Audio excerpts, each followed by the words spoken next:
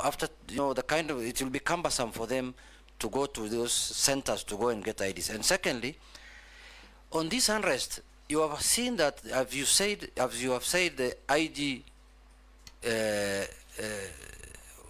resigned. But are you aware, in your absence while you are away, we used to have Baba while you are away, but while you are away, that a new IG was appointed? He's still away. He can't answer that. No, but that what is your take? That we were told away. 60 years, Mr. Speaker. I'm putting it in a better way. Yes. We were told when somebody reaches 60 years, he should leave the public service. Are you aware that a new IG has been nominated who's 64 years or 63 years, who has retired, who is being recycled? I don't know what extra thing is going to bring. And my last question is on illicit brews. The Interior Ministry has been accused by the Deputy President of sabotaging the war on illicit brews. Is the war on illicit brews only being waged in Mount Kenya?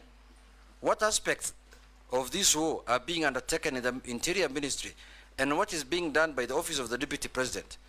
How much funds have been used in this war in the last 2 years when you were the Interior Ministry, before you were fired?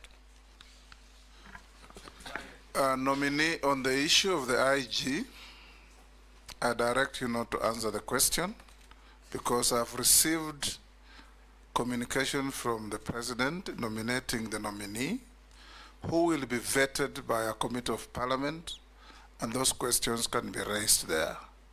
If you answer that here, you'll be prejudicing what is coming. So welcome back to Mora TV. In today's video, we are talking about what you have just seen, and we are just trying to dissect it so that we can come up with clear evidence that what is going on is indeed the proper vetting, because the nominee for Interior Ministry has been asked very tough questions this morning, and one of them is about the age limit for the people working in the government institution, that it was scrapped to 60 and in fact is supposed to come back to 65.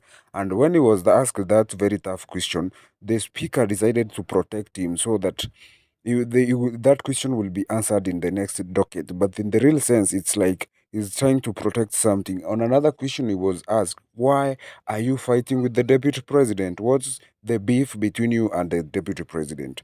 So he was asked in an indirect way, because he was asked that when the deputy president said that in Mount Kenya region, there is a very big war on illicit brews, and the deputy president accused the Ministry of Interior of coordinating or working with those people who are producing illicit brews so that they can so that they can shift and balance of trade.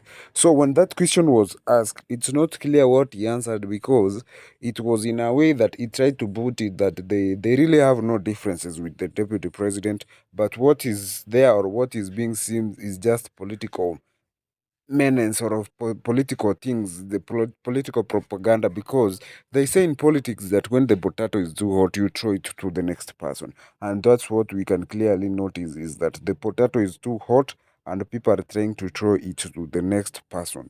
So the CS nominee is still on vetting, and when he has been asked a lot of tough questions, especially on corruption matters, and he has asked the rating of the performance. And the other thing he was asked, and which is very important, is about the IDs, the new generation IDs, because he went ahead to say that there is a shift from the second generation to third generation IDs because of the documents or the features, because these IDs we are having now in Kenya are very outdated because of the security features. In fact, when you are moving to other countries, it will be very hard for a Kenyan to use that ID.